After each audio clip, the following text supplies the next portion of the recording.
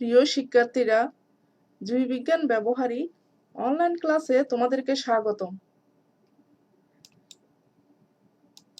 আজ এটা আমাদের তৃতীয় ক্লাস। আশা করছি প্রথম ও দ্বিতীয় ক্লাসটা তোমরা বুঝতে পেরেছো। আজকে আমরা পড়ব অ্যাঞ্জিওস্পার্ম। আমাদের আজকের আলোচ্যসূচির মধ্যে রয়েছে অ্যাঞ্জিওস্পার্ম বা গুপ্তবীজী উদ্ভিদের গোত্র নির্ণয়। প্রথমে আছে অ্যাঞ্জিওস্পার্ম বা গুপ্তবীজী উদ্ভিদ কি, এরপরে হচ্ছে একবীজপত্রী উদ্ভিদের গোত্র পরিচিতি, এবং নেক্সট হচ্ছে দ্বিবীজপত্রী উদ্ভিদের গোত্র পরিচিতি।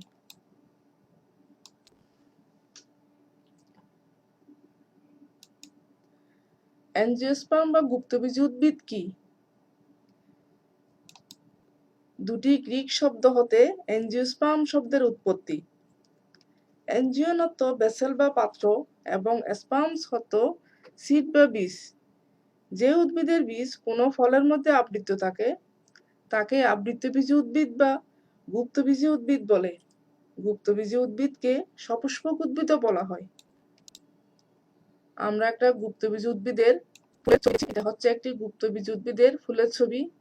এখানে ওভিউল দেখা যাচ্ছে, স্টাইল, স্টিগমা, অ্যান্থার, পেটেল, ফিলামেন এবং সেপেল দেখা যাচ্ছে।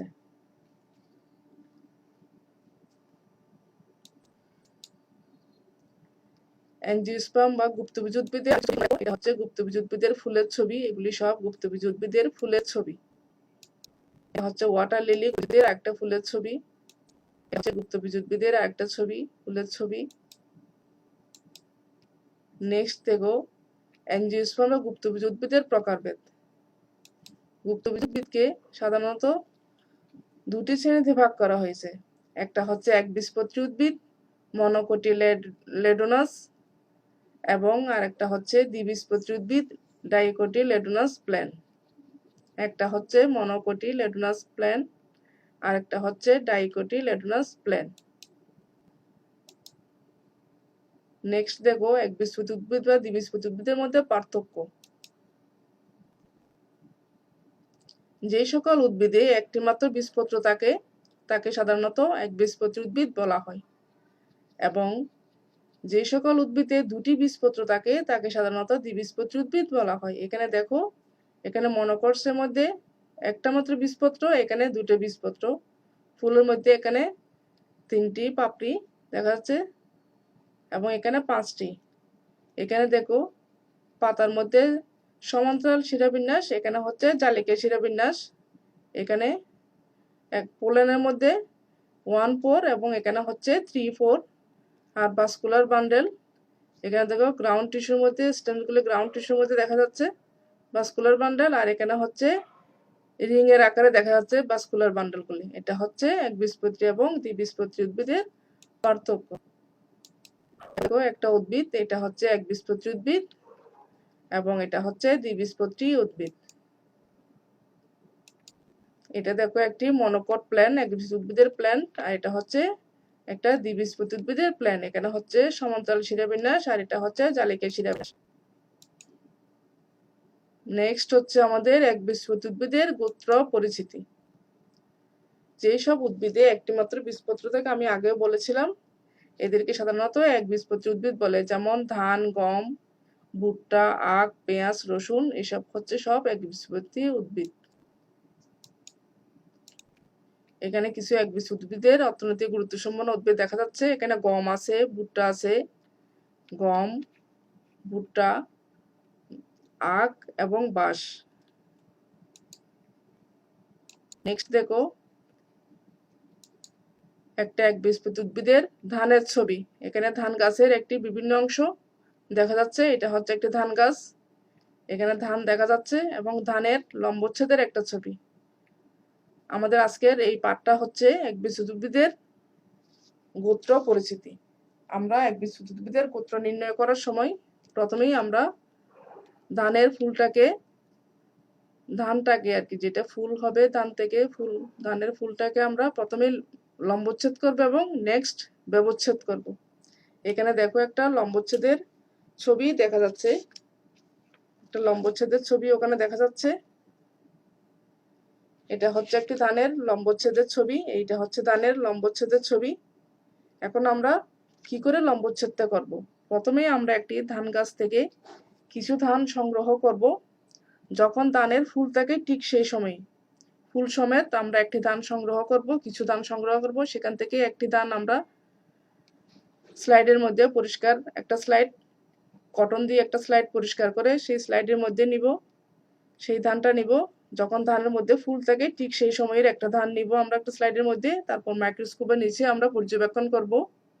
ফরসেপ এবং নিডেল দিয়ে মাইক্রোস্কোপের নিচে আমরা সেই ধানটা পর্যবেক্ষণ করব এবং ধানটা মাঝ বরাবর একটু চাপ দিলেই দুভাগ হয়ে যাবে এবং দুভাগ হলেই আমাদের একদিকে একটা ধানের পেলিয়া অংশ অপসারণ করলেই আমরা এই ধানের লম্বচ্ছেদের এই চিত্রটা পাবো। এখানে দেখো ধানের এতে পুংকেশর এবং স্ত্রীকেশর দেখা যাচ্ছে, গর্ভাশয় দেখা যাচ্ছে এবং গর্ভমুণ্ড দেখা যাচ্ছে। এটা হচ্ছে ধানের লম্বচ্ছেদ। নেক্সট করব আমরা ধানের ব্যবচ্ছেদ। ব্যবচ্ছেদ করার আগে আমরা ধান গাছটাকে আমরা পর্যবেক্ষণ করব।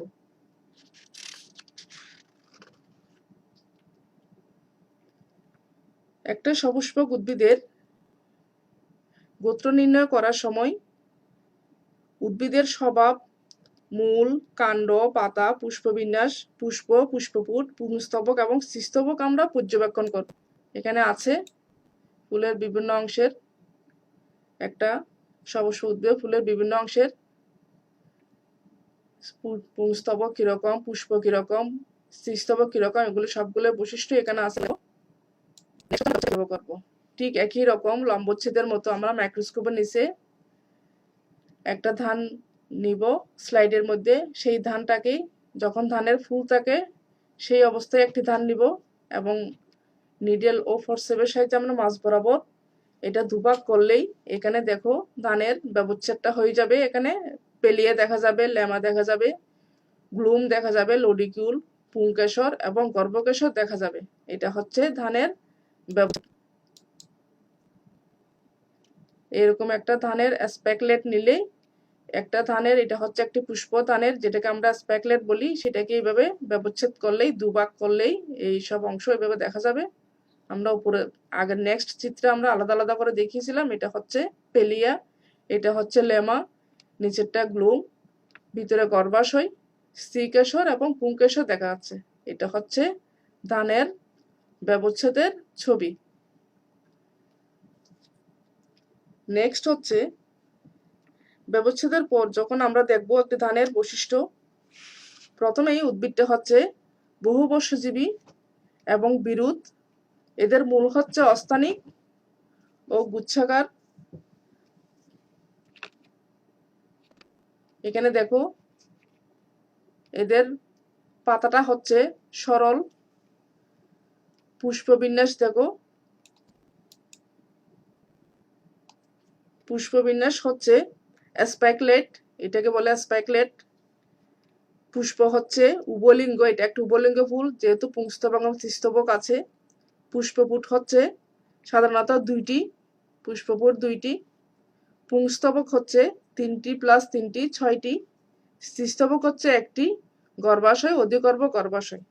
এই সকল বৈশিষ্ট্যগুলি আমরা সব ধানের মধ্যে দেখতে পাই। যেহেতু এই সকল বৈশিষ্ট্য একটা ধান গাছের মধ্যে বিদ্যমান, তাহলে আমরা বুঝতে পারবো এই ধান গাছটি হচ্ছে একটি গ্রামিনী গোত্রের উদ্ভিদ।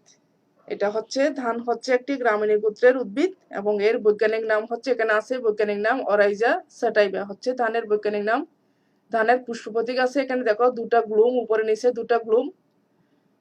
এরপরে হচ্ছে দুটা পেলিয়া, উপরে হচ্ছে একটা পেলিয়া, নিচে হচ্ছে লেমা। নেক্সট হচ্ছে লডিকিউল।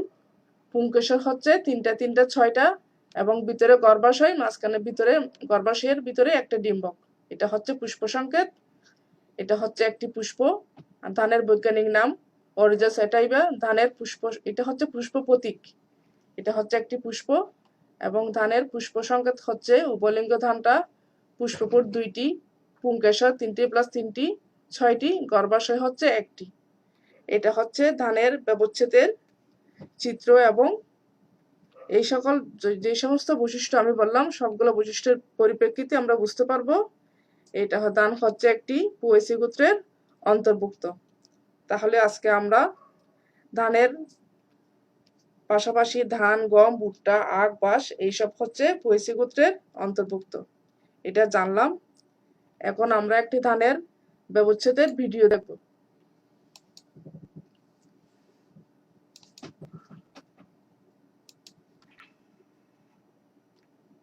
How to detect plant reproductive parts under microscope. The angiosperms are seed-bearing plants that produce flowers. The seed which contains the plant embryos are produced in the flower. All the parts of flower are actually modified leaves that are specialized for their reproduction. Two types of reproductive structures are there, stamen and pistil. First, the male reproductive part, that is stamen, that consists of two parts, anthers and filament. Inside the anthers are pollen sacs. The central structure of flower is the pistil, the female reproductive organ. Normally, the pistil contains three parts, stigma, style, and ovary. Section of rice reproductive parts. For this section, the rice plants are collected from wetland. Here, the individual rice flower is known as spikelet. The rice flowers are selected before the anther stage. We use dissection microscope to detect the rice flower. The rice tillers are kept in a petri dish with water. Coming to the procedure, take a glass slide and wipe it with cotton. Then place the slide under microscope. After that, take a rice tiller from the petri dish and cut a single spikelet from that by using scissors. Forceps is used to handle the rice flower. Then place a single spikelet on the slide.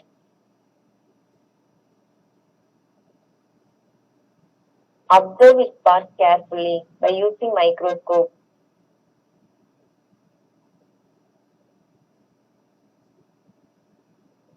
Then make a cut on the spikelet without causing any damage to the inner parts.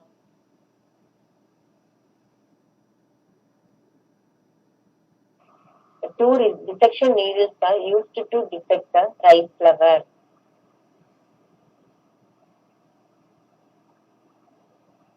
Gently take the anthers out by using a forceps and needle.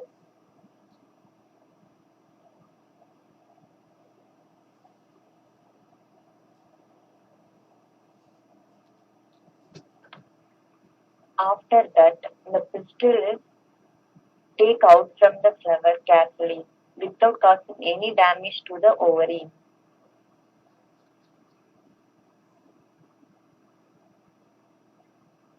Here, the rice pistil is otherwise known as carpel. Dissected rice flowers are arranged in a manner way and observed under microscope. Normally, the rice flower contains 6 anthers, 1 carpel, laudicule, lemma, thalia, and blooms.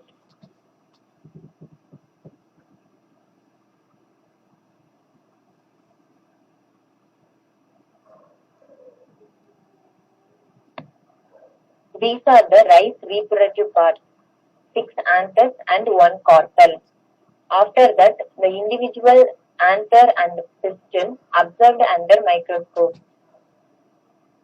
Pistil contains the ovary, which produces the egg nuclei. In stamen, the enlarged top portion is known as anther. The thin stalk-like structure is filament that supports the anther. In pistil, the top portion is stigma, middle portion is style, the bottom portion is ovary.